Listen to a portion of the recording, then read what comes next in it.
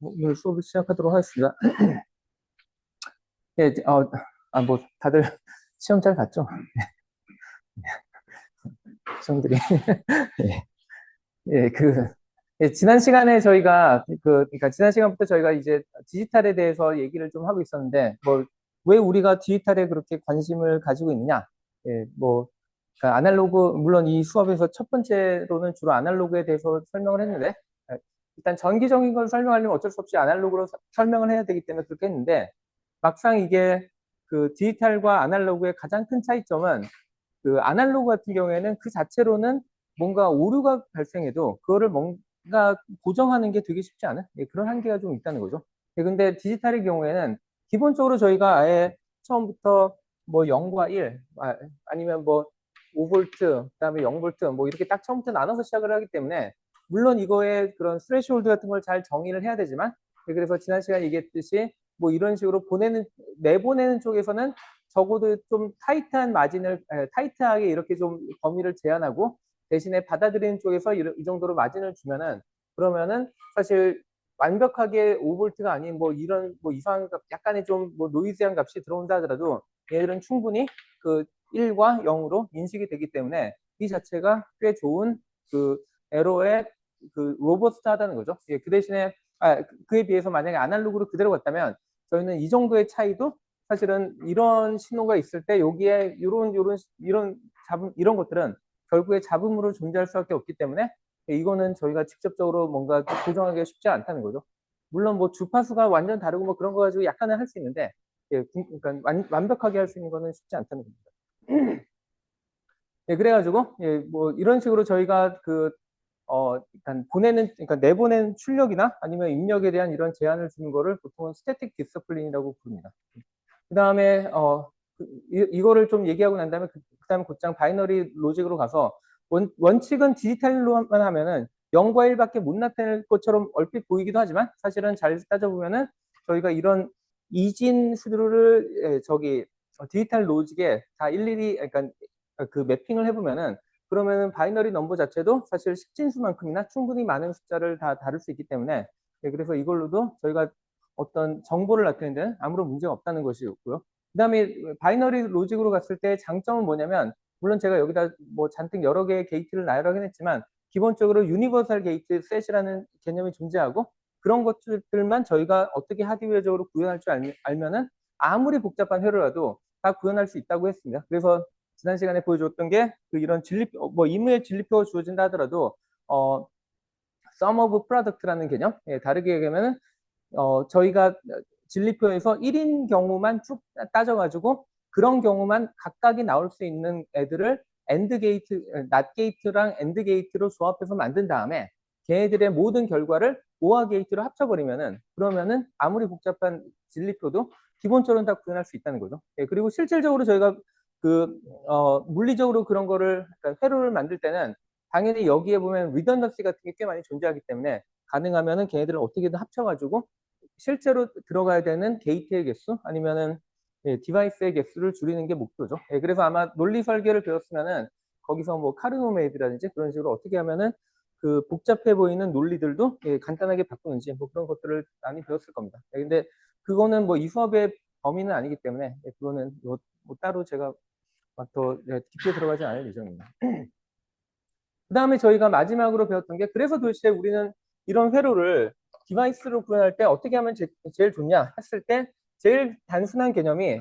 만약에 우리가 아이디어라는 스위치가 있다면 이렇게 제가 이렇게 그려놓은 그리고 스위치가 뭐 실질적으로 뭐 되게 간단한 뭐 이런 식의 뭐 금속으로 된 뭐 이런 이게 두 개를 연결해 줄 수 있는 이런 게 있다고 생각할 수 있는 거죠. 그리고 이게 어떤 외부에서 들어오는 전기 신호에 의해서 얘가 닫히기도 하고 열리기도 하는 이런 구조를 하면은 그러면 사실은 여기에다가 뭐 예를 들면은 뭐 VS 아니면 5V 뭐 이런 식으로 가해 놓고 여기에다 저희가 보통은 로드 저항이라고 부르는 좀 RL이라고 부르는 이런 거를 붙여놓은 다음에 그 다음에 얘네들을 연결하고 딱 여기서의 전압값을 그 아웃풋으로 하면은 그러면은 그러니까 기본적인 저 논리 회로들은 다 구현할 수 있다는 거였습니다. 무슨 얘기냐면은 낫 게이트를 구현하겠다. 그럼 이건 아주 아이디어라죠. 그러니까 얘를 열어놓으면은, 그러면 기본적으로는, 그리고, 예, 또 일반적으로 가정하는 게, 저희가 이 뒤에 또 다른 어떤 논리, 뭐, 엔드 오어 낫 게이트 같은 디지털 회로를 또 달고, 뭐, 그 다음에 또 달고 할 텐데, 기본적으로 얘가 여기에 전기적으로 연결이 되긴 하지만, 요 디바이스 입장에서는 여기에 들어오는 이런 뭐 전기적으로 연결됐다 하더라도 실제로는 이런 식으로 저항이 연결되어 있지는 않다고 봅니다. 그러니까 보통은 저희가 나중에 뭐 뒤에서 좀 더 뭐 배울 용어인 임피던스라는 표현을 사용하는데, 임피던스는 그냥 좀 보면은 저항이라는 개념에 좀 더 일반화된 표현이거든요. 예, 근데 일단은 저항이라고 생각해도 되고, 근데 보통은 저희가 이렇게 그 다음 단계에 연결하는 어떤 디바이스들은 보통은 하이 임피던스, 그러니까 저항 값이 아주 크다라고 가정을 하고, 사실은 저희가 오늘 뒤에서 배울 뭐 스위모스 회로 같은 경우에는 여기에 그러니까 입력 저항이 무한대에 가깝습니다. 그러니까 사실은 거의 끊어져 있는 그런 구조이기 때문에 그럴 경우에는 저희가 여기로 흐르는 뭐 전류는 전혀 걱정할 필요가 없습니다. 여기가 뒤에가 연결됐든 안 연결됐든, 예, 그렇기 때문에 결국에 여기서 전달되는 정보는 전압의 정보만 전달되고 전류의 정보는 전달되지 않습니다. 그래서 뭐 굳이 표현하자면 I는 0이라고 예, 여기에 전류는, 예. 그러니까 이렇게 생각하면은 그러면 요거에 대한 회로의 해석이 되게 단순해지죠. 그러니까 실제로 여기서의 그래서 전압이 얼마냐? 예, 그거만 그냥 열심히 따지면 된다는 겁니다. 예, 그리고 이럴 경우에는 여기가 열렸을 때는 얘가 전류를 여기로는 못 흐르고 여기로도 못 흐른다고 제가 가정을 했으니까 이럴 경우에는 여기서의 전압이나 여기서의 전압이나 여기서의 전압이 다 같을 수밖에 없다는 거죠. 그래서 정확하게 얘가 스위치가 열렸을 때는 얘는 무조건 VS, 뭐 예를 들면은 5V를 제가 했으면은 5V를 정확하게 그러니까 나타낼 거고요. 반대로 제가 요 스위치를 딱 닫는 순간 이때 뭐 여기에 뭐 5V가 걸리든 10V가 걸리든 아무 상관이 없는 게 여기에 걸려 있는 아무 전압들은 결국에 이 로드 저항이 다 받아줄 겁니다. 그러니까 무슨 얘기냐면 그 그러니까 저희가 보통 전압 강화라고 하죠. 그러니까 이 저항에 걸리는 전압 강화가 결국엔 그 0V부터, 그러니까 제가 여기다 뭐 그라운드를 안 했는데, 예, 그러니까 0V부터 여기 걸려 있는 사이에 무슨 전압이 걸리든 15V가 걸리든 뭐 100V가 걸리든, 예, 걔는 얘가 다 전압 강으로 받아주기 때문에 결국에 여기서 나타나는 전압 값은 0V가 된다는 겁니다. 그러면 저희가 원하는 0 또는 여기 저희가 서플라이 볼티지의 V sub S는 보통 서플라이 약자거든요. 그래서 예, 저기다가 가해준 전압 값을 그대로, 예, 반영할 수 있다. 예, 그러면 저희가 원하는 뭔가 디지털 회로가 된 거였고요. 그 다음에 이거를 약간 좀 더 복잡하게 저희가 하려고 했던 게, 예를 들면은 이거는 방금 전에 제가 보여드릴 건 낫 게이트였죠. 왜냐면 제가 여기다 전압을 가하면은 스위치가 닫히고 전압을 끄면은 그러면 전압을 0으로 가하면 그러면 스위치가 열린다는 되게 간단한 구조였는데, 그러면 얘가 하나가 아니라 만약에 예를 들어서 이렇게 만들면 어떻게 되냐? 여기다가 스위치를 또 하나씩 이렇게 달아서 뭐 여기를 제어하는 인풋을, 입력 전압을 A라고 두고 아니면, 예, 그 터미널을 A라는 터미널, 그냥 B라는 터미널로 이렇게 뒀다. 예, 이럴 경우에는 이제는 어떻게 되는지를 다시 보면은 결국에 여러분들이 따져야 되는 거는, 그래서 요 지점이 그라운드에 연결되는 경우가 언제냐? 일단 그거를 무조건 따져야 됩니다. 예, 그러면은 얘가 그라운드에 연결되는 경우는 둘 중에 하나만 연결되면 된다는 거죠. 그러면 일종의 얘는 오화에 해당되는데, 예, 보통은 저희가 그냥 간략하게 쓸 때는 오화 표현을 그냥 더하기로 대신하기도 하죠.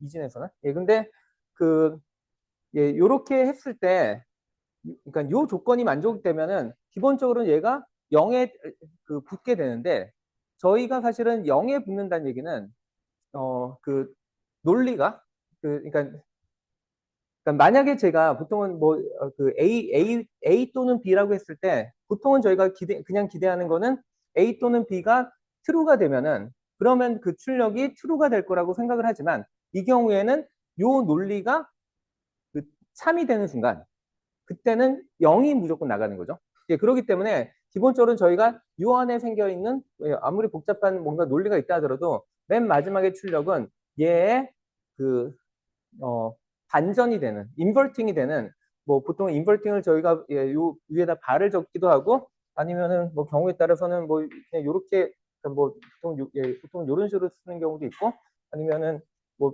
표현은 뭐 많이 쓰죠. 뭐 요런 식으로 쓰는 경우도 있죠. 그러니까 어떤 표현 써도 사실 상관은 없고요.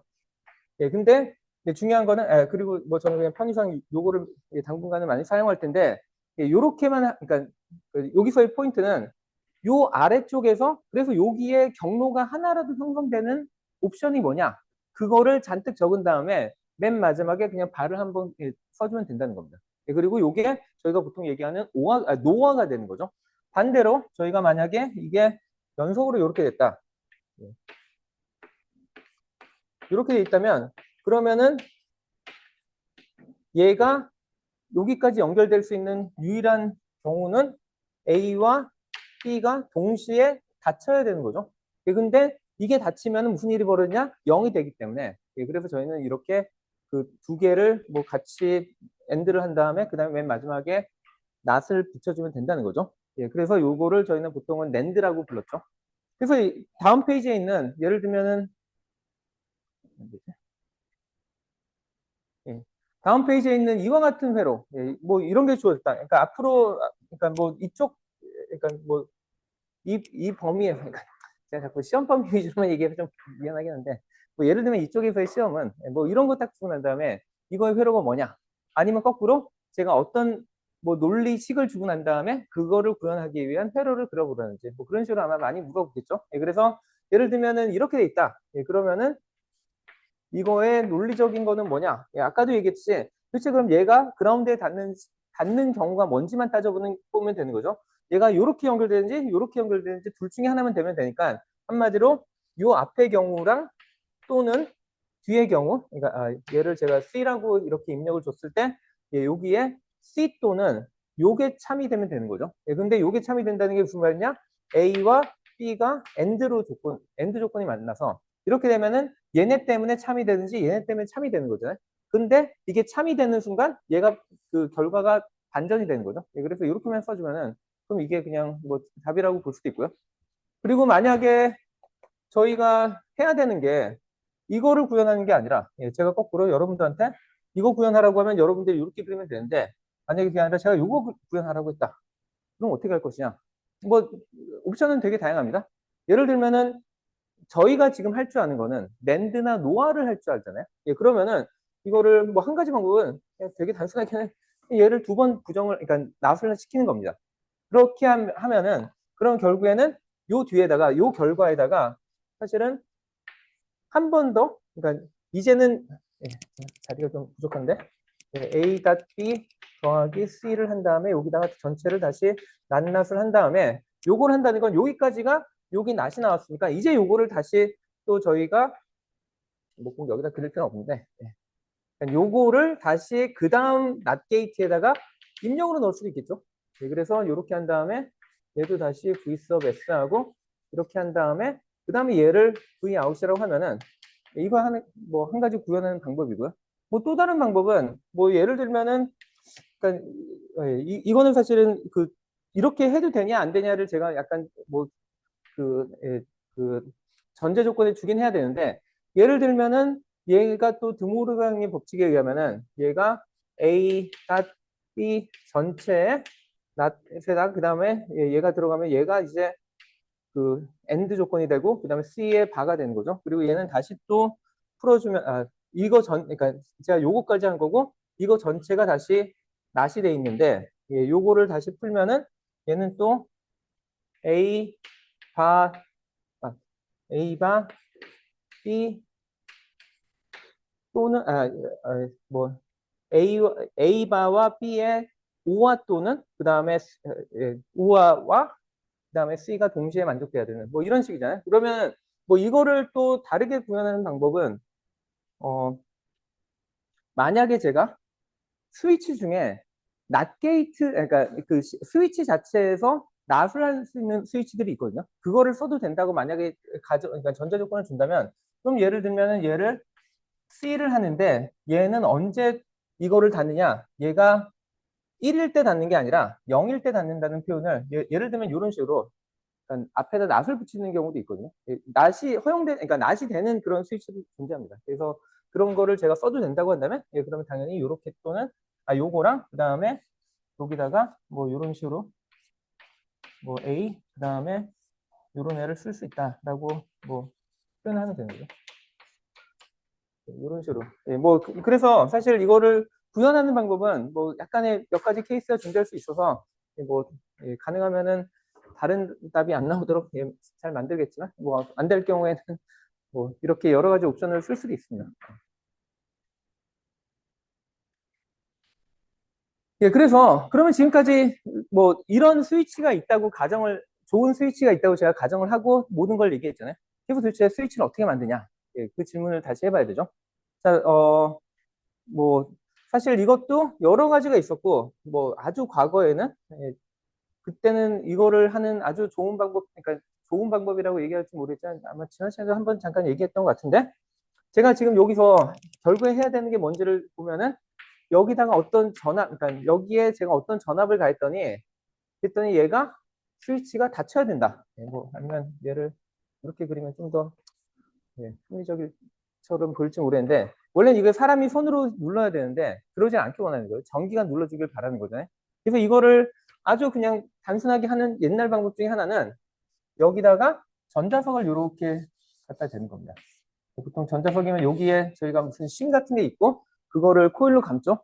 그러고 난 다음에 여기다가 저희가 전류를 흘리면은 그럼 요 안에 자기장이 생겨서 얘가 일종의 자석처럼 여기에 그 자기장이 생기기 때문에 그러면은 이 자기장이 얘를 끌어당겨가지고 얘를 닫았다가 여기에 전류를 꺼주면은 그러면 얘가 다시 스프링 때문에 다시 올라오고 뭐 그러겠죠. 그런 식으로 하면은 원칙적으로는 스위치 구현할 수 있고 실제로도 저렇게 구현했던 적도 있고 그리고 이런 거를 요거 하나만 그냥 요렇게 그 스위치로 파는 것들도 있습니다. 디바이스로. 그런 걸 저희가 보통 윌레이라고 불러가지고 아직도 그런 거 뭐 이런 거 진짜 사고 싶으면 그냥 윌레이 검색해서 찾으시면 이런 거 살 수 있습니다. 미케니컬하게 스위치가 왔다 갔다 하는 거.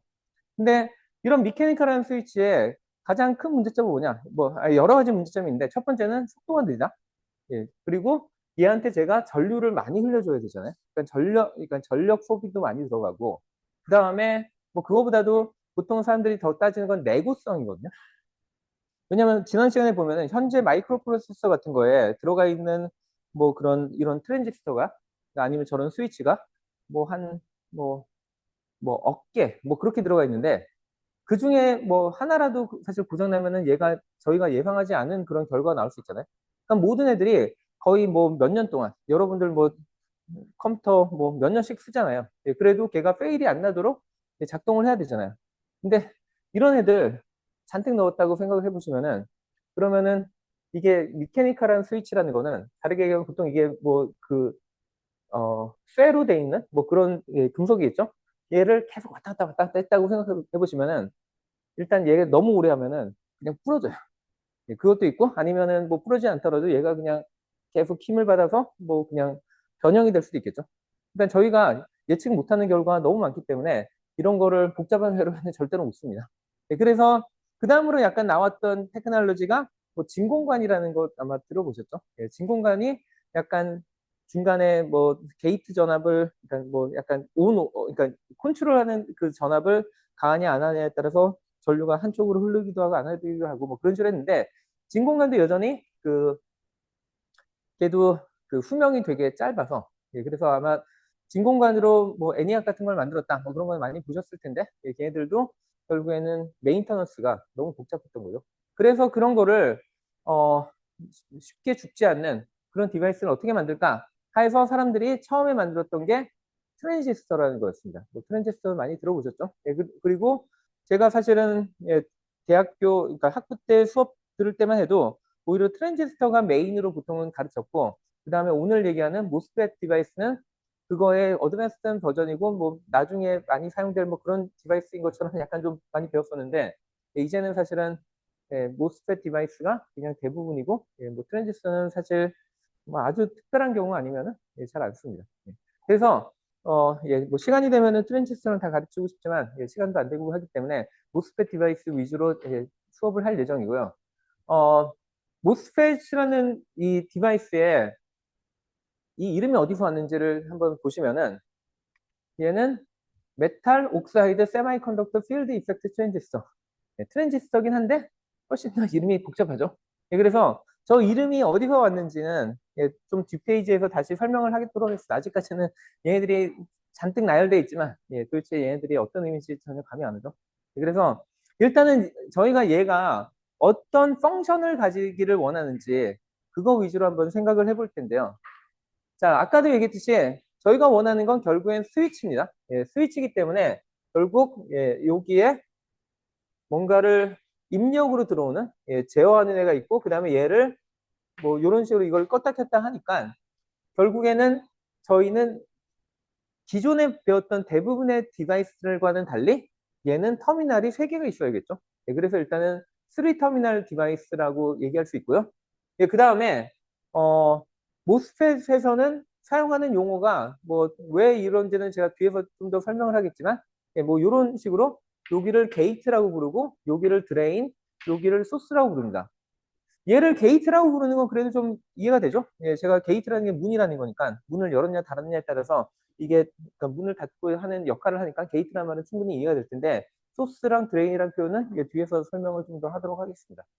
그래서 그리고 여기에 그리는 요 심볼도 좀 특이하게 생겼죠? 뭐 이렇게 보통 많이 그리는데 이것도 뒤에서 보면은 너무나 당연합니다. 저렇게 생긴 거를 그냥 그러니까 실제로 디바이스에 저렇게 생겼기 때문에 저희가 저렇게 그리는데 저거를 왜 저렇게 하는지는 뒤에서 좀 더 얘기하도록 하고 대신에 먼저 제가 여기서 얘기하고 싶은 거는 그래서 우리가 얘가 어떤 식으로 비헤이비어를 하기를 기대하는지 그걸 한번 생각해 보도록 하겠습니다. 그래서 여기가 그라운드라고 아까 얘기했고 그다음에 여기가 드레인, 여기를 소스라고 부르는데 저희가 보통은 어떤 새로운 일렉트로닉스 디바이스가 딱 주어졌다. 엘리먼트가 주어지면은 제일 먼저 궁금해하는 게 얘는 그러면 IV 커브가 어떻게 되냐? 전압을 가했을 때 전류가 어떻게 흐르냐? 그거 보통 제일 먼저 찾아보죠. 근데 얘는 이제 터미널이 3개이기 때문에 그러면 그 중에 누구를 어떻게 해야 되지? 라는 부분이 약간 좀 헷갈리죠. 그래서 그거를 좀 더 정리를 한번 해보면요. 자, 일단은 저희가 그리고 트랜지스터라는 용어가 원래 어디서 왔는지 찾아보면은 트랜스 리지스터라는 표현에서 그 두 단어를 합쳤거든요. 그러니까 뭐 그 당시에는 약간 트랜지스터를 일종의 뭐 저항 같은 애인데 근데 그 저항이 그 뭔가 트랜스한다? 그런 의미였기 때문에 그 결국에는 걔가 뭔가를 상황을 바꾸는 거가 결국엔 여기에 들어가는 게이트 아니면은 뭐 보통은 뭐 컨트롤이라고 부르고 뭐 그러긴 하는데 근데 게이트 시그널이 얘의 저항에 대한 그런 성질을 바꾼다 라는 그런 디바이스로 이해하시면 됩니다. 자, 그러면은 아마도 이 디바이스에 대해서 저희가 제일 관심 있는 건 뭐냐면 아까도 얘기했듯이 여기는 일종의 게이트를 그러니까 저희가 온 또는 오프를 결정하는 뭔가 전압만 들어오니까 여기에는 사실은 전류는 0이길 기대하겠죠. 아이디어란 이런 스위치라면 당연히 여기는 0, 그러니까 전류는 0이고 그 다음에 그러면은 여기에 저희가 전류를 전압을 그러니까 그리고 여기에다가도 또 저희가 전압을 가야 되는데 그럼 보통은 그 전압은 그러니까 전압이란 건 결국에는 그 차이를 말하는 거잖아요. 그래서 그러니까 결국에는 요 게이트와 그 다음에 누구와의 전압 차이를 얘기하냐 했을 때 보통은 여기 저희가 소스라고 부르는 애와 그 다음에 게이트 사이에 전압을 보통은 얘기를 합니다. 그래서 보통 얘를 표현할 때 V sub GS라고 쓰고요. 뭐 지난 앞에 시간에 많이 배웠듯이 저희가 보통은 그러니까 두 개의 터미널 이름을 여기에 서브스크립트에다 적을 경우에는 뒤에 있는 애를 기준으로 해서 그 중에 G가 얼마나 높냐 그거를 나타낸다고 보통은 표현을 하죠. 그래서 얘를 이렇게 제가 부호를 정하면은 그러면 얘에 대한 전압을 일종의 정의한 게 되는 거죠. 그 다음에 그래서 여기에 저희가 가해주는 전압이 0볼트가 될 수도 있고 아니면 뭐 5볼트가 될 수도 있는 거죠. 저희가 온을 하고 싶으면 5볼트를 가하고 뭐 끄고 싶으면 0볼트를 가할 텐데 아까도 얘기했듯이 얘가 0볼트든 5볼트든 상관없이 일단은 전류는 0이길 바라고요. 그 다음에 저희가 봐야 되는 거는 그럼 그게 켜졌냐 꺼졌냐에 따라서 도대체 여기에 흐르는 전류가 어떻게 바뀌냐. 그게 아마 좀 궁금하겠죠. 그래서 이렇게 흐르는 전류니까 이거를 I sub DS, D 터미널에서 S 터미널로 가는 뭐 이렇게 표현을 하고요. 그 다음에 저희가 관심 있는 게 그래서 여기에 흐르는 전류가 여기에 걸려 있는 전압에 따라서 어떤 관계를 가지냐 그거를 아마 궁금해할 테니까 네, 그러면은 여기를 플러스 여기를 마이너스라고 했을 때 저희가 V sub ds라는 이 전압 차이를 정의할 수 있는 거죠. 그래서 얘가 켜졌냐 꺼졌냐에 따라서 여기에 내가 VDS라는 전압을 가했을 때 여기에 얼만큼의 전류가 흐르냐 그게 궁금하다는 겁니다. 그럼 약간 좀 이해가 되시죠? 그러니까 일종의 이거를 뭐 저항처럼 생각할 수도 있다는 거죠. 근데 이 저항의 값이 여기에 게이트의 값에 따라서 바뀔 수 있다. 예.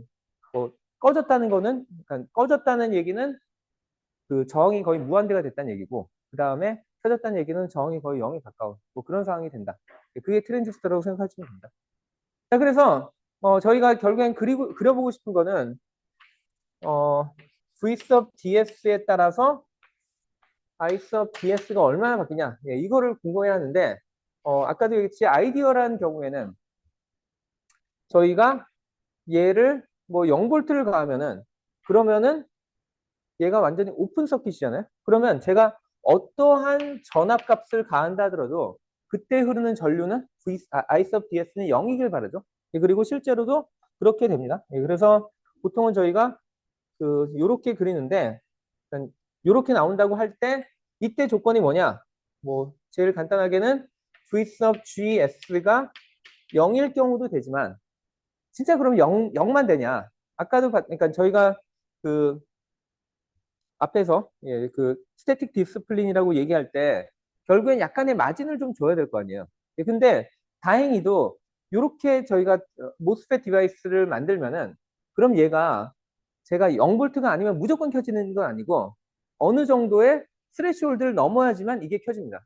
뭐 이걸 약간 아까 그 릴레이에 비유한다면 저희가 릴레이에다가 뭐 이렇게 있는데 여기다가 전압을 가하면은 여기에 자석이 생겨서 얘가 일종의 그 자석으로 작용은 하지만 여기에 아주 작은 전류만 흐른다.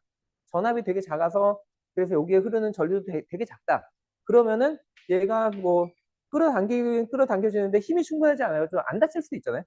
그러니까 예를 들면 얘도 얼마 이상의 전압이 가해져야지만 얘가 완전히 닫히겠죠. 예, 그런 것처럼 얘는 물론 그런 디바이스는 아니긴 하지만 얘 역시도 스레시홀드가 존재합니다. 그리고 그 스레시홀드가 결국엔 뭐랑 비슷하냐면 제가 뭐 앞에 몇 시간에 몇 번씩 얘기했던 게 예를 들면 다이오드. 예, 다이오드 같은 경우에도 얘가 그냥 무조건 켜지는 게 아니라 물론 걔는 정확하게는 익스포넨셜하게 증가하긴 하는데 처음에는 되게 천천히 증가하기, 그러니까 거의 커런트가 흐르지 않기 때문에 저희가 걔도 한 뭐 0.7V가 넘냐 안 넘냐에 따라서 그 얘가 전류가 흐르고 안 흐르고 뭐 그런 식으로 한다고 해석한다고 그랬죠. 그래서 얘도 마찬가지로 거의 사실 거의 비슷한 메커니즘 때문에 일어나는 거라서 얘도 저 스레치홀드 볼트가 존재하는데 그 값도 여전히 뭐 0.7에서 1볼트 뭐 이 정도 왔다 갔다 합니다. 물론 이거는 디바이스들에 대해서 약간씩 차이가 있기 때문에 그냥 어느 값이라고 딱 정할 수는 없는데 뭐 저 정도 오더다라고 생각하시면 됩니다. 그래서 이 값이 예를 들면은 예, 이 값이 V 스레시홀드 뭐 0.7인치, 0.8인치 뭐 그거는 그러니까 그 각각의 디바이스마다 확인해 봐야 되는데 그럴 경우에는 이렇게 된다고 보시면 되고요. 대신에 여기다가 제가 전압을 VTH 그러니까 스레시홀드보다 더 높은 애를 가했다. 예, 이럴 경우에는 얘가 이렇게 닫히는 경우죠. 예, 그래서 이럴 경우에는 당연히 아이디어라기는 요게 쇼트니까 쇼트가 요게 쇼트가 됐으니까 얘는 뭐 전압을 가하고 말고도 상관없이 거의 전압이 0만 아니면은 그러면 무한대의 전류가 흐를 겁니다. 예, 그래서 얘에 대한 IV 커브를 보통은 이렇게 그리죠. 그래서 얘를 V sub GS가 V 스레시홀드보다 큰 경우 예, 이렇게 된다라고 표현을 합니다. 그리고 이게 저희가 원하는 디바이스인데 실제로는 저희가 만들면은 이 정도로 아이디어하게 나오지 않습니다. 그리고 어떻게 만드는지를 예, 그리고 예, 그 얘기를 하기 전에 저희가 보통은 예.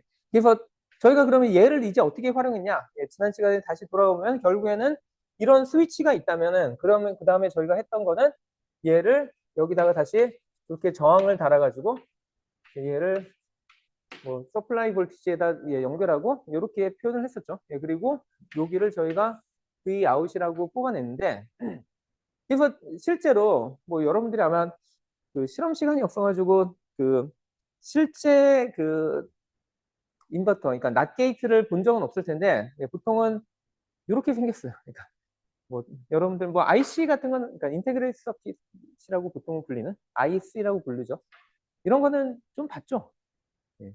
인생에서 한 번 이상은 본 거죠. 예, 그래서 보통 이런 칩을 제가 딱 돈 주고 사면은 제 데이터 시트에 이렇게 써져 있습니다.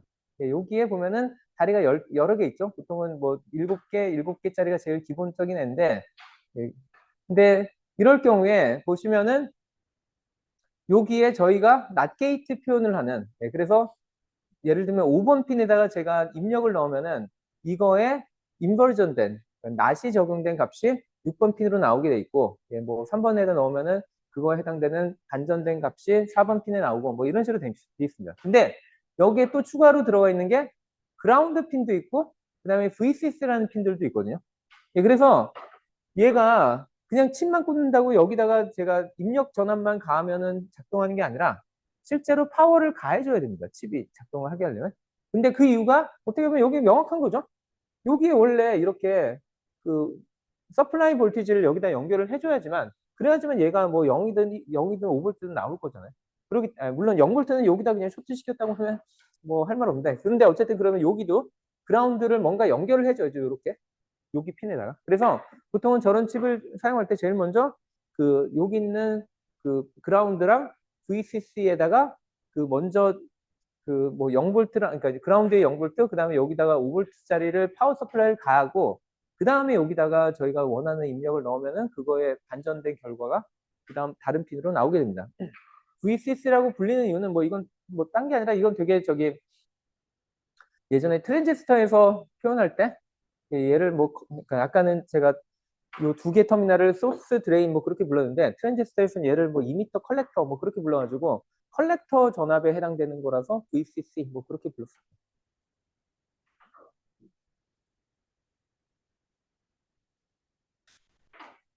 예, 그래서 예, 보통은 저희가 요렇게 심볼로 나타낼 때 아니면 예, 이렇게 간단한 심볼로 낫 게이트라고 표현할 때 실제로 안쪽에는 기본적으로는 이런 구조를 가지고 있다라고 생각하시면 됩니다. 물론 이거보다는 좀 더 복잡한 뭔가 예, 엑스트라 뭐 그런 것들이 들어가 있을 텐데 예, 근데 개념적으로는 한 이 정도로 만들면 저희가 이런 칩을 하나 만든 거다라고 보시면 되고요.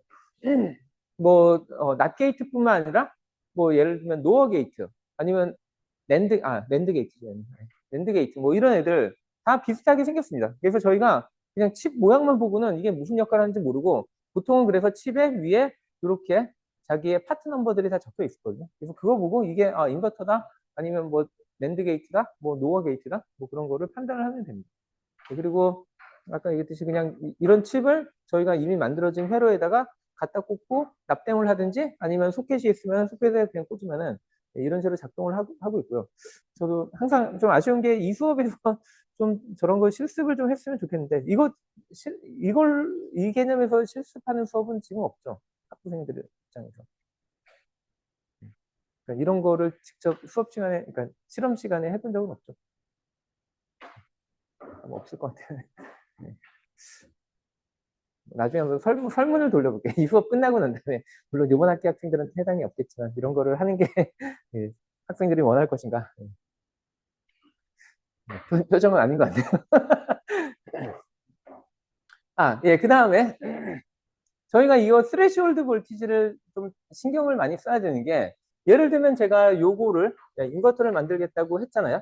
근데, 이게 사실은 어떤 스레시홀드 볼티지에 따라서, 그러니까 저희가 딱 주어진 이 모스펫 디바이스가 어떤 스레시홀드를 가지냐에 따라서 제가 지난 시간에도 얘기했던 게, 사실 디지털 논리에는 되게 많은 표준들이 존재한다고 했었죠. 그러니까 뭐 5볼트뿐만 아니라 뭐 3.3볼트, 2.5볼트, 뭐 1.25볼트 뭐 이런 식으로 요즘에 볼티지를 되게 작게 쓰는 것도 있지만 같은 5볼트 로직에 대해서도 이게 뭐 TTL 로직이었냐? 이거는 뭐 트랜지스터 로직이라는 거의 약자고, 그다음 CMOS는 저희가 뭐 이번 시간부터 계속 몇 시간에 걸쳐서 배우면은 뭐 CMOS까지 배울 거고, 그래서 이런 뭐 표준들이 있는데 예를 들면은 제가 요걸 딱 줬는데 이 디바이스가 스레시홀드 볼티지가 예를 들면 0.7볼트짜리다. 라는 이런 그 모스펫 디바이스를 제가 줬습니다. 그러면서 이걸로 인버터를 만들면은 그러면 여기에 있는 그러니까 TTL 스탠다드 뭐 얘나 얘를 만족시킬 수 있냐? 뭐 그 중에서도 그러니까 제가 지금 관심 있는 거는 요 V input low의 조건을 만족할 수 있느냐를 질문을 한다는 겁니다. V input low가 뭔지 한번 다시 생각을 해보면요. 저희가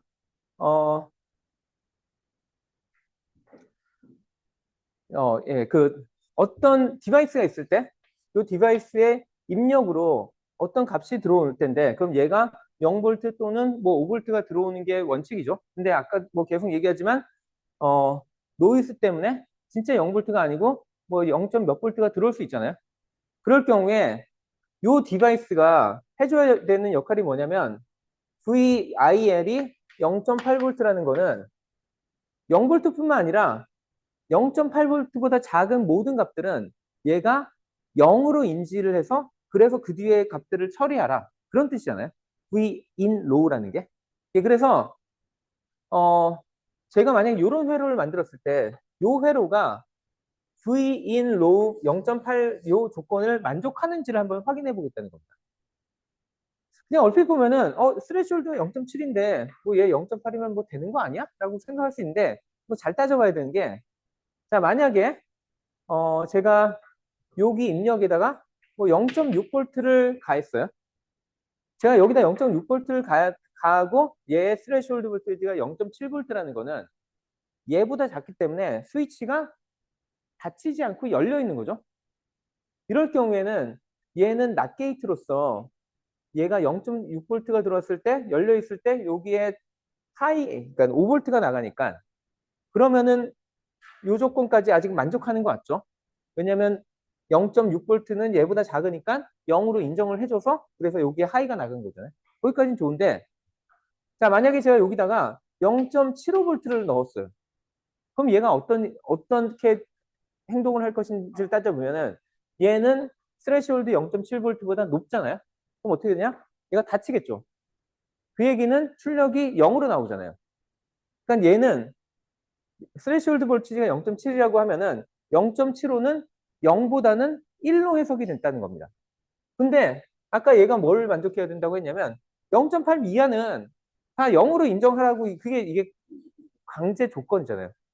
그러니까 이 조건을 만족을 못 시키는 거죠. 그래서 만약에 스레시홀드 볼티지가 0.7이다. 그러면은 그러니까 그러니까 요러한 디바이스를 만든 낫 게이트는 이 TTL 스탠다드를 만족을 못 시킨다는 겁니다. 이해가 되시나요? 그러면 얘가 저거를 만족하려면 어떻게 해야 되냐? 적어도 VTH가 0.8V보다는 더 커야 된다는 거죠. 이게 0.8V보다 더 크면은 뭐 예를 들면 1V다. 그러면은 아까 얘기했듯이 0.8보다 작은 애들은 무조건 얘를 오픈을 시켜 놓을 테니까 그럼 계속 5V가 나올 거고 물론 0.8보다 큰 0.9V가 들어와도 얘는 여전히 오픈일 겁니다.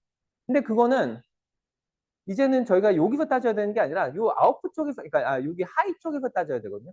얘가 하이가 예를 들면은 2V 이상이면은 하이라고 하라고 했는데 이것도 거꾸로 얘기하면은 미니멈 조건이거든요. 예, 그래서 뭐 1V가 들어왔는데 여기 하이로 하이로 인정됐다. 뭐 그게 문제는 아니라는 겁니다. 얘는 여기 들어왔을 때는 무조건 1로 인정하고 요 안에 들어오면 무조건 0으로 인정하라. 그것만 조건을 만족시키면 되지. 뭐 이게 뭐 1V이기 때문에 1V부터 얘가 켜져서 문제 아니냐? 예, 뭐 문제 아닙니다. 왜냐면 그 부분에 대해서는 여기는 완전 그레이 에어라서 저희가 무슨 짓을 하든 틀렸다고 얘기하지 않겠다. 예, 그런 영역이에요. 그러니까 저 부분에 대해서는 뭐 0이 나오든 1이 나오든 그거는 뭐 아무도 신경을 안 쓰고 중요한 거는 얘가 스탠다드가 정해진 저 영역에서는 원하는 그 조건이 나오냐 안 나오냐 그것만 따집니다. 이해가 되시죠? 예, 그러면은 뭐 아까부터 계속 얘기했던 도대체 이런 애를 어떻게 구현하냐를 한번 보도록 하겠습니다. 자, 얘를 지금 요 구조를 잘 보면은 그리고 요 그림을 잘 보면은 얘가 이렇게 눕혀져 있는 구조죠. 그래서 보통은 이렇게 실제로 저희가 디바이스를 만들기 때문에 저 구조로 설명을 다시 하도록 하겠습니다. 자, 아까 제가 모스펫, MOS, FET의 약자가 뭐라고 했냐면 메탈 옥사이드 세미컨덕터 뭐 필드 이펙트 트랜지스터라고 했는데, 자, 그래서 실제로 이 모스펫 디바이스의 구조는 어떻게 생겼냐면, 제일 먼저 여기에, 자, 저기 대부분의 반도체는 무슨 물질로 만들죠? 반도체. 여러분들 사용하는 대부분의 반도체 뭘로 만들죠? 몰라요? 이거 배우지 않아요? 실리콘. 들어봤죠? 네, 실리콘으로 만든다는 거 아시죠? 네. 네, 그래서 보통은 저희가 메인 기판은 기판이라고 보통 표현하는데, 얘는 보통은 실리콘으로 만드는데, 실리콘을 그냥 쓰면은 얘는 말 그대로 반도체잖아요. 세미컨덕터. 도체이기도 하고 도체가 아닌 것 같기도 하는 약간 그런 특성이 있다는 겁니다. 그래서 얘를 보통은 근데 저희가 얘를 보통은 도체가 되도록 하는데, 물론 컨디셔널하게 얘가 켜지고 꺼지고 뭐 하는 뭐 그런 걸 하려고 하지만, 근데 그거를 하기 위해서는 순수한 실리콘을 가지고 거기에다가 불순물을 일부 추가를 합니다. 보통 그런 거를 저희는 도핑을 한다고 표현을 하는데, 도핑을 할 때도 어떤 식으로 도핑을 하느냐에 따라서 여기에 뭐 그림처럼 P타입의 도핑이 만들어지기도 하고, 아니면 여기에 이렇게 돼 있는 뭐 M 플러스라고 하는 건, 이거는 도핑을 많이 했다는 뜻에서 그런데, 뭐, 뭐 많이 하든 적게 하든 뭐 성능의 차이는 있겠지만 뭐 펑션의 차이는 거의 비슷한데, 펑션은 거의 똑같은데, 같은 실리콘 머티리얼, 그러니까 보통은 실리콘은 그 보통은 결정 구조를 가지거든요. 그래서 되게 딱딱한 뭐 예, 그 일종의 돌같이 느껴지는데, 거기다가 저희가 약간씩의 불순물을 넣으면은, 그러면 N타입으로 도핑이 됐다, P타입으로 도핑이 됐다고 표현을 하는데, 뭐 그러니까 뭐 어떤 물질을 넣어서 도핑하고 뭐 그런 건 중요하지 않고, 여기서 중요한 거는 타입이 N타입과 P타입을 얘기할 때 N이라는 거가 뭐의 약자라고 생각하면 되냐면 네거티브의 약자라고 생각하시면 되고, P는 포지티브라고 생각하시면 됩니다. 왜 그렇게 저희가 얘기를 하냐면, N타입으로 도핑이 되면은 실제로 저희가 원하는 건 뭐냐면, 아까 제가 실리콘이 완전히 도체도 아니고 뭐 완전히 부도체도 아닌 약간 애매한 상황이라고 했잖아요. 근데 여기다가 제가 도핑을 해가지고 N타입을 만들면은 여기에 도체처럼 되게 잘 흐를 수 있는 자유전자들이 많이 만들어집니다. 근데 이게 약간은 오해를 하면 안 되는 게, 자유전자가 많아졌다는 거는, 그러니까 보통은 저희가 거꾸로 얘기하면은 부도체라고 하는 거는 그 안에 뭐 전자가 부족하지 않거든요. 왜냐면은 저희가 모든 뭐 대부분의 물질들은 대부분 전기를 안 쓰잖아요. 그 얘기는 걔는 그 안에 전자의 개수랑 그다음에 원자 핵에 의한 플러스 차지의 개수랑 마이너스 차지의 전체 개수가 항상 그러니까 항상 밸런스가 맞아야지만 그래야지 그러니까 전기를 안 띠죠. 그렇기 때문에 대부분은 전기를 안 띠고, 얘도 정확하게는 전체적으로 뭐 보면은 얘가 가지고 있는 추가적인 어떤 전하는 없습니다. 마이너스가 더 많거나 그런 건 아닌데, 그 안에서 전자가 자유롭게 움직일 수 있느냐 없느냐, 그게 달라진다는 겁니다. 그래서 여기 같은 경우에는 전자가 되게 자유롭게 움직이게 되고요. 그럼 P타입은 뭐냐? 플러스 전하를 띈 전자. 뭐 실제로 존재하긴 하는데 이 세상에. 근데 그런 거는 여러분들이 일상생활 살면서 볼 일은 거의 없고, 뭐 입자물리 같은 데서 진짜 잠깐 나타났다가 다른 전자랑 그러니까 저희가 일반적으로 얘기하는 마이너스를 띤 전자랑 금방 어나일레이션 돼서 빛으로 바뀌기 때문에 일상생활에 볼 일은 없고, 그럼 여기에는 플러스를 띤 뭐가 있느냐 했을 때, 보통은 우리말로는 전공이라고 표현을 하고요. 뭐 영어로는 홀이라고 하는데, 뭐 정확하게 얘기하면은 그, 뭐 보통 원자가, 그러니까 원자핵의 플러스 차지랑 그다음에 주변에 있는 전자의 개수가 정확하게 일치해가지고 전하를 안 뜨잖아요. 근데 보통은 홀이라고 하면 약간 전자가 하나 부족한 상태.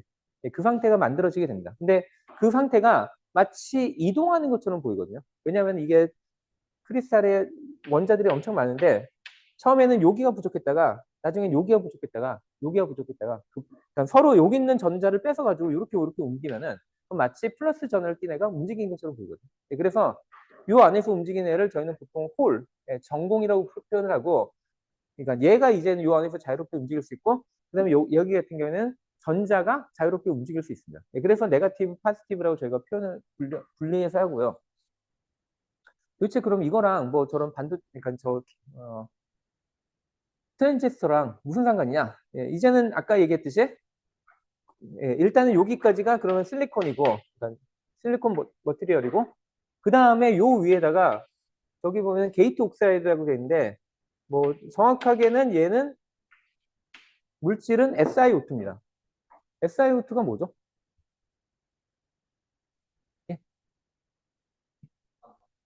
산화규소, 예, 이산화규소, 예, 뭐 예, 그거는 화학적인 성분인데, 예, 저희가 일상생활에서 SiO2를 제일 많이, 그러니까 일상생활에서 많이 보이는 게 뭐죠? 여기도 많이 있는데, 예, 유리죠, 예, 유리입니다, 유리.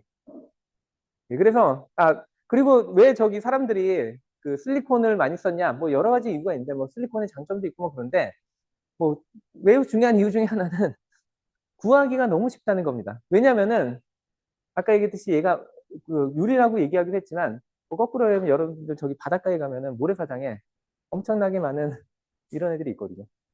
그러니까 그냥 흙 퍼다가 예, 거기서 실리콘만 정제해 놔면은 그러면 실리콘 웨이퍼를 만드는 겁니다.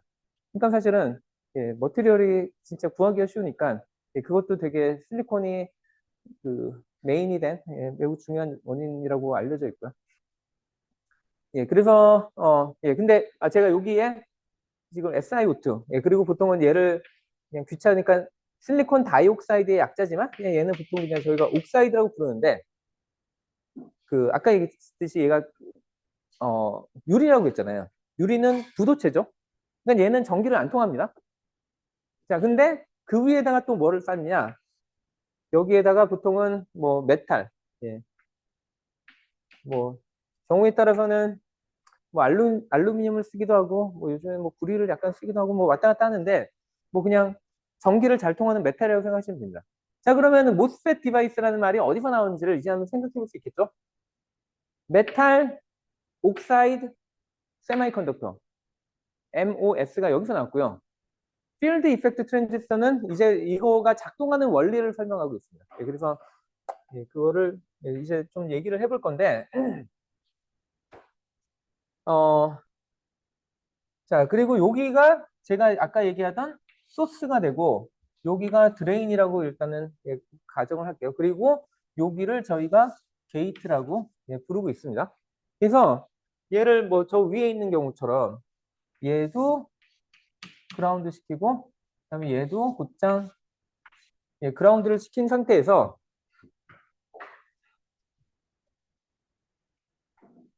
얘한테다가 제가 전압을 가한다 하면은 무슨 일이 벌어질까를 한번 따져보면 좋은데 그리고 보통은 여기도 서브스트레이트도 여기다 보통은 예, 그라운드를 같이 해줍니다. 예, 저기 그림에서도 나와 있듯이.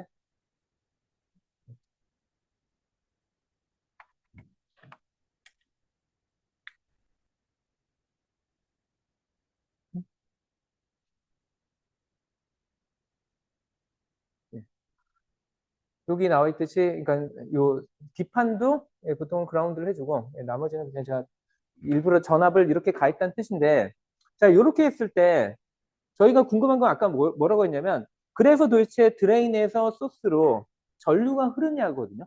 전류가 얼마나 흐르냐인데, 자 요거 제가 여기다가 0볼트를 가했을 때 여기다가 전압을 뭐 플러스 1볼트, 5볼트, 뭐 10볼트를 가한다 하더라도 여기에 실제로 전류가 흐르지 않는데, 이 원리는 사실은 약간 좀 다이오드 원리랑 되게 비슷하거든요. 다이오드가 뭐라고 했냐면은 한쪽 방향으로는 보통은 다이오드도 보통은 PN 정션이라고 저희가 보통 얘기해서 여기서 말하는 P랑 N이 같은 종류인데, 근데 얘는 보통은 저희가 뭐라고 얘기하냐면 여기다가 제가 플러스 전압을 가하고 여기다가 뭐 그라운드를 하면, 그러니까 사실 뭐 이게 그라운드여야 될 필요는 없고, 그러니까 P 쪽이 전압이 높을 경우에는, 그 경우에는 무슨 일이 벌어지냐면요.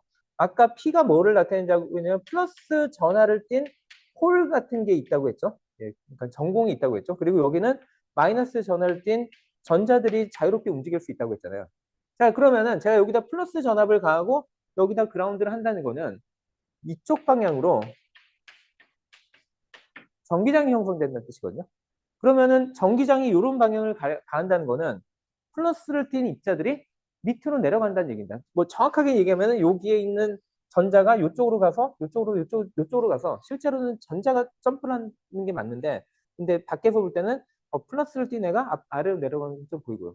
반대로 이 안에 있는 애들은 원래부터 전자가 자유롭게 움직인다고 했었으니까 그러면 일렉트릭 필드에 이렇게 갈 때 마이너스를 띤 전자는 이쪽으로 힘을 받겠죠.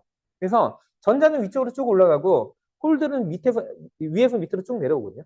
근데 얘는 플러스, 얘는 마이너스를 가진 애니까 얘네들이 그냥 탁 만나서 중성이 돼버리고 사라집니다.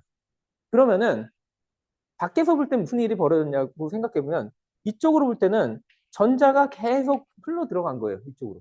왜냐면 여기서 사라지니까 또 밑에서 공급하고 그 다음에 마찬가지로 여기서 만난 보통 리컨비네이션이라고 부르는데 전자랑 홀이 만나서 결국엔 엑스트라로 요 안에 전자가 많이 늘어나거든요. 그럼 그 늘어난 전자가 또다시 여기로 막 빠져나갑니다. 그러니까 전자가 여기서부터 여기로 계속 흐르고 있다. 밖에서 보면은 전류가 잘 흐르는 거예요, 그냥. 그래서 이쪽 방향으로 전류가 잘 흐르는데 반대로 여기를 마이너스 전압을 가했다. 뭐 예를 들면은 표현은 제가 이렇게 한다 하더라도 여기에 나오는 전압이 마이너스 5V를 제가 가했다. 자, 이러면은 무슨 일이 벌어지냐면 여기에 비해서 여기가 마이너스 전압이니까 이때는 전기장의 방향이 반대로 이렇게 바뀌었죠. 자, 이렇게 바뀌면 무슨 일이 벌어지냐? 아까 요 안쪽에 전공들이 플러스를 띤 움직일 수 있는 애들이 많이 있다고 했잖아. 근데 얘네들은 이제 위쪽으로 힘을 받거든요. 위쪽으로 힘을 받으면은 실제로 이런 전공들이 보통 이 위쪽에 쭉 몰린다고 표현을 하고요. 반대로 그러니까 전자들은 요 밑에 이렇게 쭉 몰린다고 표현합니다. 자, 이렇게 전하들이 플러스 띠네랑 마이너스 띠네들이 쫙 갈라지면은 얘네들이 만날 일이 없기 때문에 리컨비네이션이 안 일어나서 실제로 그 이상의 더 이상 전류가 흐르지 못합니다. 그러니까 전자가. 그래서 얘는 밖에 볼 때는 전자가 더 이상 안 흐르네? 그러면은 얘는 전류가 안 흐르는구나 라고 생각을 해가지고 그래서 반대로는 전류가 못 흐르고 그러니까 이쪽으로 위에다 플러스를 가야지만 그래야지만 전류가 흐른다. 예, 그게 다이오드의 원리거든요. 그래서 이거를 보통은 포워드 바이어스를 가하면은 전류가 흐르고 리버스 바이어스를 가하면은 전류가 흐르지 않는다. 라는 게 그 다이오드의 원리인데 여기 사실 거의 그와 똑같은 상황이 벌어지게 됩니다. 아까도 얘기했지. 제가 요거는 아까는 여기를 P, 여기를 N이라고 했지만 여기를 자세히 보시면은 밑에가 P고 위에가 N이거든요. 그러니까 요게 뒤바뀐 상태예요. 이 상태에서 여기가 0V고 여기가 플러스면은 그러면은 그 전기장이 이제는 요 방향으로 흐르겠죠. 그러니까 요 방향으로 생겼죠. 그 상태에서 그러면은 전자는 요 위에 몰리고 이 전공들은 아래쪽에 그러니까 플러스 핀 애들은 다 아래쪽에 몰리거든요. 그럼 아까도 얘기했듯이 얘는 더 이상 전류를 못 흐릅니다. 그래서 얘가 0V일 때는 전류가 안 흘러요. 여기다 제가 아무리 큰 전압을 가해도 얘가 이쪽으로 못 가요. 결국엔 이게 분리가 돼가지고 두 개의 마이너스 전자랑 그다음에 플러스를 띈 전공이 쫙 분리가 돼서 더 이상 그러니까 못 흐르고 뭐 여기에 이렇게 아무것도 없는 영역을 뭐 디플리션 리전 뭐 그렇게 부르는데 그거는 뭐 반도체에서 쓰는 용어들이고 그러면은 뭐 여기까지는 좋은데 그러면은 저는 이게 항상 꺼져 있는 게 아니라 켜지기를 원하잖아요. 그러면 어떻게 하면 킬 수 있느냐를 할 때 그때 우리가 여기다가 전압을 가해줍니다. 게이트 전압을 뭐 아까 예를 들어 그 스레시홀드 볼티지가 뭐 0.7V다. 네, 그러면 제가 여기다 1V를 간다. 스레시홀드 볼티지보다 큰데 그럴 경우에 무슨 일이 벌어지냐? 자, 이제는 여기가 그라운드, 여기가 0V 그라운드고 여기가 1V잖아요. 근데 그 사이에 뭐가 있냐면 부도체, 옥사이드가 있죠. 그래서 전류는 절대로 여기로 못 들읍니다. 부도체니까. 그런데 여기가 부도체라고 해서 전기장이 통과하지 못하는 건 아니거든요. 그래서 실제로 이쪽으로 전기장이 형성됩니다. 자, 그러면 무슨 일이 또 벌어지느냐? 원래는 얘가 아까 얘기했던 이런 홀들이 많이 막 그냥 여기저기 퍼져 있거든요. 근데 이 홀들이 이 전기장이 밑으로 내리니까 얘네들이 밑으로 쭉 약간 빠지면서 여기에 아까 제가 얘기했던 거 잘 생각해 보면은 원래는 이게 뭐 홀이라고 해서 얘가 추가로 전하가 있는 건 아니고 그냥 얘네들하고 다 합치면은 0으로 되긴 하는데 근데 걔네들이 그냥 자유롭게 움직인다고 했잖아요. 그런데 여기 있는 애들이 밑으로 이렇게 밀려 내려오니까 그럼 무슨 일이 벌어지냐면 여기에 아까 얘네랑 밸런스를 맞추고 있던 애들이 남게 되잖아요. 엑스트라로. 그래서 얘네들이 실제로 여기에 마이너스를 띈 이런 공간이 생기게 됩니다. 근데 얘가 마치 뭐랑 비슷하냐면 여기에 있는 애들, 그러니까 여기는 물론 진짜 자유전자고 여기는 뭐 정확하게 자유전자는 아니긴 한데 여기가 여기랑 되게 유사한 성격으로 바뀌면서 저희는 이거를 N타입의 채널이 형성됐다고 표현합니다. 그래서 이게 원래는 그 여기를 막고 있으면은 그러니까 여기에 전압을 가하지 않으면은 여기에도 예 뭐 아까 얘기했던 뭐 이런 뭐 역바이어스가 걸리고 해가지고 이쪽으로 전류가 못 들었는데 여기서 그 필드를 가해줘서 얘를 서프레스 시키니까 갑자기 채널이 형성되면서 그러면서부터 이제 여기가 전자가 자유롭게 움직일 수 있는 공간이 됩니다. 그래서 이런 거를 저희는 N타입 채널이 생성됐다고 표현을 하고 이렇게 되면은 이때부터 얘가 전류를 잘 흐르게 됩니다. 그게 모스펫 디바이스의 원리고 그러면 아까 얘기했던 필드 이펙트 트랜지스터란 말이 어디서 나온지를 이제 얘기할 수 있겠죠? 예, 아까도 얘기하듯이 자, 제가 여기다 전압을 가했더니 일렉트릭 필드가 생겨서 그 이펙트에 의해서 얘가 채널이 형성됩니다. 그래서 이거를 FET, 필드 이펙트 트랜지스터라고 부릅니다. 왜 뭐 이런 현상을 그렇게 굳이 부르느냐? 왜냐하면 예전에 트랜지스터는 이런 PN 정션으로만 이루어져 있었거든요. 이런 식으로 중간에 필드를 만드는 개념이 아니라 진짜로 PN 정션 세 개로, 그러니까 뭐 NPN, PNP 뭐 그런 식으로 해가지고 저기 트랜지스터를 만들었는데 얘는 그거랑 달리 필드 이펙트를 가지고 트랜지스터를 만들었기 때문에 그래서 구별하는 이름으로 FET라는 표현을 씁니다. 자, 그 다음에 예, 보통 여러분들 뭐 요거는 뒤에 거를 먼저 보면서 얘기하면 좋을 것 같은데 뭐 여기에 있는 분들 중에 뭐 반도체에 관련된 거에 얼마나 관심이 있을지는 잘 모르겠지만 예, 그래도 우리나라가 뭐 반도체 강국 중에 하나로 예, 돼 있어서 그걸 때문에 그 나라가 부강하게 됐는데 예, 그래서 반도체가 어떻게 반도체 산업에 대해서 약간은 좀 알고 있는 게 좋겠죠.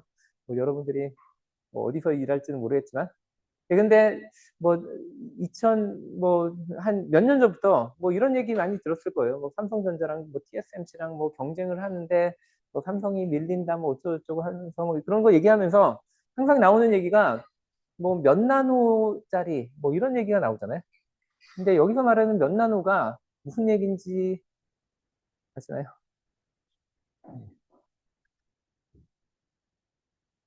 예, 뭐 아니면 뭐 최근에는 인텔, 그러니까 원래 인텔도 이런 CPU 많이 만들다가 이제는 얘들 아예 거의 직접 만드는 거 포기하는 정도까지 되는 것 같은데 뭐 그건 좀 두고 봐야 될 것 같고. 예, 근데 뭐 계속 뭐 이런 거 하면서 그러니까 뭐 삼성이랑 뭐 TSMC랑 뭐 누가 먼저 이런 걸 개발하냐 뭐 이런 거 가지고 하잖아요. 근데 도대체 저게 뭐냐를 생각해 보면은 그게 바로 여기서 얘기하는 피처 사이즈라는 겁니다. 무슨 얘기냐면요. 결국에는 저희가 어 반도체로 예, 돈을 많이 벌려면 경쟁자보다 더 싸게 많이 만들어야 되는 거죠. 근데 더 싸게 만드는 그 반도체에서는 더 싸게 만드는 제일 좋은 방법은 뭐 아까 여기 보였던 요런 예, 요 커다란 판 같은 거 있잖아요. 이런 걸 보통 저희는 실리콘 웨이퍼라고 부르거든요. 저 하나의 웨이퍼에 저희가 얼마나 많은 트랜지스터를 박아 넣느냐. 그게 사실은 가격을 결정하잖아요. 왜냐면은 똑같은 면적에 저희가 더 많은 애를 넣으면은, 예, 물론 더 많은 애를 만들기 위해서 뭐 추가적으로 더 들어가는 약간 비용이 좀 있긴 하지만, 예, 그래도 뭐 그거에 비해서는 어쨌든 이런 식으로 대량으로 찍어내고 하면은 훨씬 더 유리하니까 예, 다들 저 하나의 웨이퍼 안에 몇 개의 트랜지스터를 넣느냐. 예, 그게 제일 중요한 지표 중에 하나거든요. 근데 그럼 아까 제가 얘기했던 요런 모스펫이 제가 여기에 요거를 기판이라고 불렀는데 이게 사실 엄청나게 큰 웨이퍼입니다. 이런 웨이퍼에다가 이런 패턴을 위에서 이런 식으로 만들어서 보통은 저희가 이걸 포토 리소그래피라고 해가지고 뭐 약간 판화랑 비슷한 예, 약간 그런 개념으로 만들긴 하는데 예, 근데 예, 뭐그 만드는 방법이 중요한 게 아니라 이런 디바이스가 여러 개가 막 계속 뭐 만들어지는 거거든요. 2차원에. 예, 그러면은 결국에는 얘 그 얼마나 많이 넣을 수 있냐 그거를 결정하는 건 뭐냐면 요 하나의 디바이스의 사이즈겠죠. 근데 그러면은 이 디바이스의 사이즈는 결국엔 뭐가 결정하냐? 그러니까 이게 보통은 여기 그림처럼 3차원적으로 이렇게 뭐 길게 만들어지고 뭐 그러거든요. 그러면은 결국엔 요 폭을 얼마나 작게 하느냐가 주어진 같은 공간 내에 얼마나 많은 디바이스를 넣을 수 있는지를 결정하겠죠. 그래서 요거가 이렇게 선처럼 생겼기 때문에 보통 요 폭을 저희는 선폭이라고 부르고요. 그래서 선폭이 아까 2나노냐, 3나노냐 그거에 따라서 얼마나 이게 집적도가 달라진다는 겁니다. 그래서 여기 사진에 보시면은 요거는 엄청나게 큰 애죠. 70나노짜리. 예, 뭐 이게 선폭이라고 보시면 됩니다. 예, 실제로 그러니까 얘는 그 디바이스를 단면을 잘라가지고 예, 이렇게 보여주는 거고. 아 그리고 제가 아까 이 용어를 설명을 안 했었는데 아까 제가 요거를 소스, 요거를 드레인이라고 부른다고 했잖아요. 이제는 이게 명확한 게 자, 제가 여기다가 플러스 전압을 띄워가지고 전압을 가해서 전류는 이 방향으로 흐른다 할 때 실제로 흐르는 게 뭐냐? 전자죠. 전자가 여기서 출발해서 저기로 가잖아요. 여기서 출발했으니까 여기가 전자의 소스가 되는 거고 드레인이 뭐예요? 뭐 하수구 같은 거 말하는 거죠. 그러니까 여기로 다 빠진다는 거죠. 그래서 이쪽으로 드레인이 되기 때문에 드레인이라고 부른다는 겁니다. 예, 그리고 어, 뭐 최근 몇 년 동안은 이제 사람들이 거의 무어의 법칙 얘기도 안 하는데 무어의 법칙이 뭔지는 알고는 있죠. 예. 근데 뭐 최근에 왜 사람들이 무어의 법칙을 얘기를 잘 안 하느냐? 사실은 약간 무어의 법칙이 한계에 도달했다는 표현을 쓰잖아요. 근데 그럼 왜 한계에 도달했냐? 여기에 사실은 다 답이 있습니다. 아까도 얘기했듯이 요거의 선폭을 줄이는 거, 예, 물론 이거를 뭐 몇 나노로 줄이는 것도 엄청나게 어려운 기술이긴 한데 그거보다는 훨씬 더 펀더멘탈한 그러니까 그 제약 조건이 있어서 그런데 그게 뭐냐면 자, 이게 뭐 예를 들면 아까 뭐 2나노, 그러니까 요 폭이 2나노미터라고 할게요. 자, 그러면은 제가 여기는 막 이렇게 되게 뭐가 많은 것처럼 그렸는데 아까 얘기할 때 얘가 결국에 뭐라고 했냐면 실리콘이라고 했잖아요. 그래서 여기는 실리콘 원자들이 이런 격자를 가지고 있거든요. 실리콘 원자의 요 폭이 하나 정도가 얼마 정도 될까요? 잘 모르시죠? 나노미터가 하여튼 저기 10의 몇 승이에요? 몇 승 미터예요? 마이너스 9승. 9승 미터죠. 예, 그리고 보통은 원자는 이거, 그러니까 나노미터에 한 뭐 10분의 1에서 뭐 5분의 1 정도? 아니 뭐 2분의 1, 2분의 1에서 그러니까 10분의 1? 그러니까 뭐 다르게 하면 요 폭이 한 0.1에서 한 0.5 나노미터 정도 됩니다. 근데 실리콘은 뭐 저도 아침에 잠깐 찾아보니까 얘가 0.22 나노미터? 예, 그냥 간단하게 0.2 나노미터라고 할게요. 자, 0.2 나노미터짜리가 이런 식으로 격자를 이루고 있는데 요 폭이 2 나노미터다. 이 안에 실리콘이 몇 개가 있다는 얘기야? 실리콘 원자가 2나노미터인데 여기에 한 0.2 나노미터다. 10개 정도밖에 없다는 얘기죠.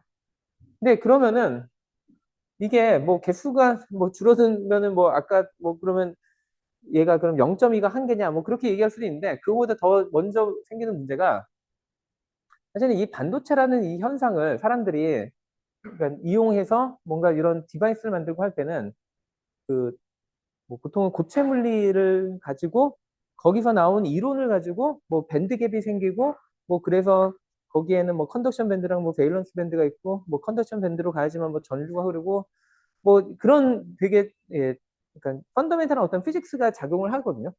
근데 그 이론의 제일 중요한 가정은 여기에 무한대의 이런 입자들이 있을 때 그런 현상이 일어난다라는 게 가정이에요. 근데 이제는 이게 셀 수 있는 정도가 됐어요. 그러면 그 가정이 막 틀려버리는 거예요. 그러니까 그러기 때문에 그러면은 이거에서 원래는 우리가 뭐 기대했던 어떤 디바이스의 뭐 특성들이 있는데 더 이상 그렇게 해석하면 안 되고 진짜로 이제는 각각의 원자들이 무슨 짓을 하는지를 잘 추적을 해서 걔네들에 의해서 무슨 일이 벌어지는지를 따져야지 얘가 일어나는 정확한 현상을 설명하는데 기존의 방법으로만 계속 해석하면은 나타나는 현상들이 다 오류로 보이겠죠. 그럼 이런 디바이스는 못 쓰니까 결국 버린다고 생각을 하는 거예요. 예, 그러면은 더 이상 이거를 낮추는, 그러니까 좁히는 게 의미가 없잖아요.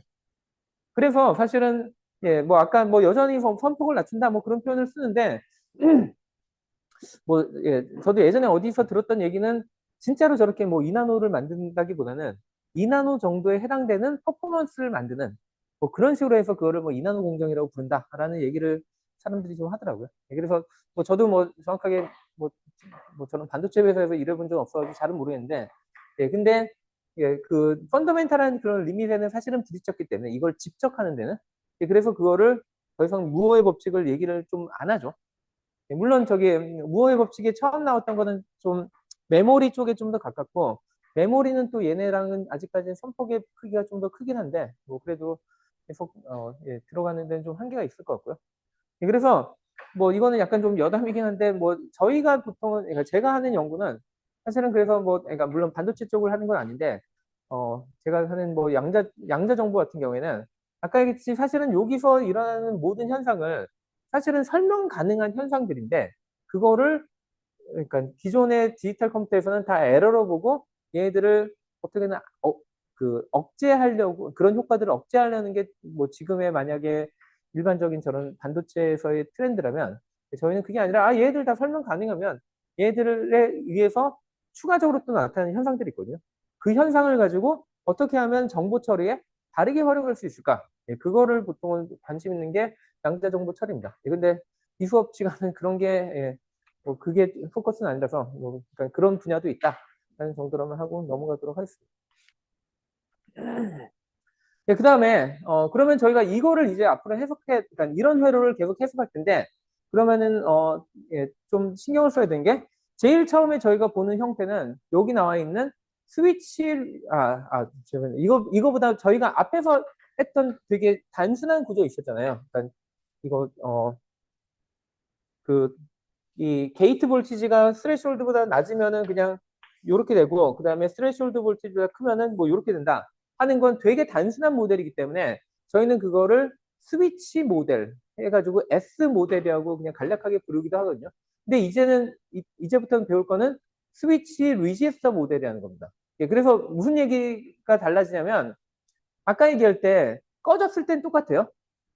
난 S 모델의 경우에 꺼졌을 때는 어차피 전류가 흐르지 않으니까 뭐 이렇게 되는 거, 예, 뭐 변함이 없고 그 다음에 S 모델을만 가정할 경우에는 저희가 얘를 그 켰을 때 이럴 경우에 그냥 여기에 잘 흐른다, 예, 이렇게만 그냥 가정을 했는데 근데 아까도 얘기했듯이 보면은 저희가 여기다가 전압을 가하면은 여기에 채널이 형성되긴 하지만 이 채널이 전류를 그냥 무한대로 잘 흘릴 수 있는 채널은 아닐 것처럼 보이긴 하잖아요. 되게 내로우하고 보통은 저희가 저항이라고 하면은 결국에는 뭐 단위 면적당 얼만큼의 전류가 흐를 수 있는지 뭐 그런 거 따지는데 쉽지 않겠죠. 예, 그래서 실제로 얘는 아이디얼하게 정말 쇼트 서킷은 아니고 이런 식으로 저항 성분이 나타납니다.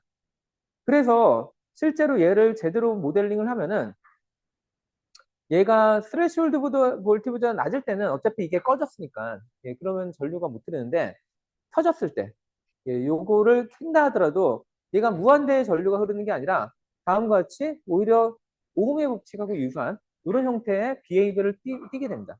예, 그래서 이거를 저희는 좀 더 구체적인 모델인 스위치 리지스터 모델 간단하게 SR 모델이라고 부르고요.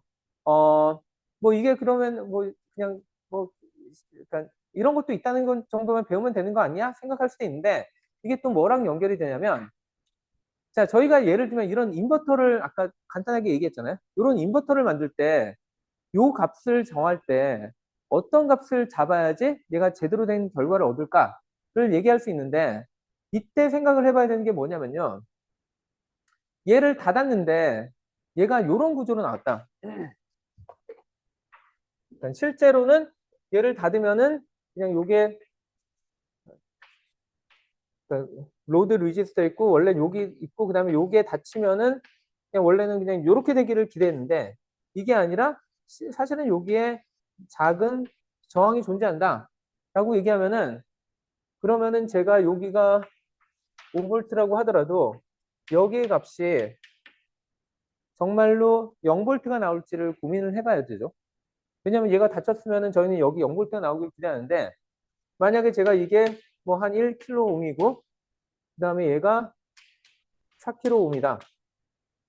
그럼 여기에 나오는 전압이 얼마냐? 이건 무슨 구조죠?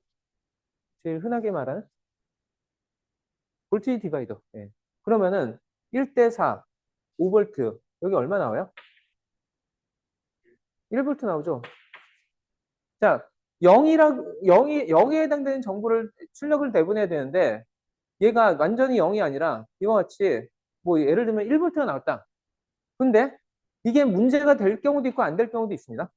뭐 얘기하지만 뭐 예를 들면은 저희가 뭐 TTL 스탠다드라든지 어떤 스탠다드를 보면은 걔가 예를 들면은 아웃풋 로우가 최대로 얼마까지 허용되는지가 나오잖아요. 근데 만약에 얘가 0.5V짜리다. 그러면 얘는 스탠다드를 만족을 못 한다는 거죠. 그러면 어떻게 해야 되냐? 얘를 바꾸면 되겠죠? 얘를 적어도 얼마 이상을 하면은 0.5를 맞출 수 있을까요? 9 이상을 맞추면은 그러면 여기가 9를 맞추면은 그럼 얘가 0.5V가 나올 거고 9 이상을 하면은 그거보다도 더 작아질 테니까 그때 맞출 수 있겠죠. 그러니까 이런 거는 제가 얼마든지 다시 시험으로 낼 수가 있다는 얘기죠.